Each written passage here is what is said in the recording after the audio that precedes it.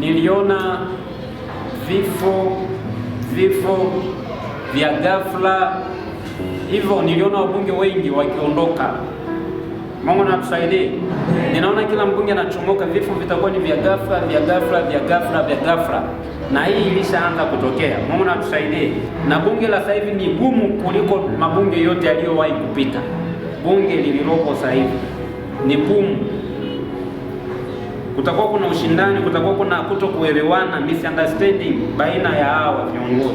Spika wa Bunge la Jamhuri ya Muungano wa Tanzania Mheshimiwa Musa Azan Zungu anasikitika kutangaza kifo cha mbunge wa viti maalum Mheshimiwa Halima Eid Nassor kilichotokea leo Jumapili Januari 18 mwaka 2026 katika taasisi ya moyo ya Jakaya Kikwete jijini Dar es Salaam alipokuwa akipatiwa matibabu.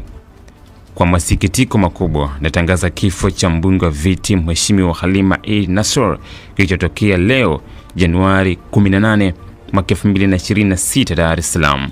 Natoa pole kwa waheshimiwa wabunge wote, familia ya marehemu, ndugu, jamaa na marafiki. Mwenyezi Mungu awape moyo wa utulivu na subira katika kipindi hiki kigumu.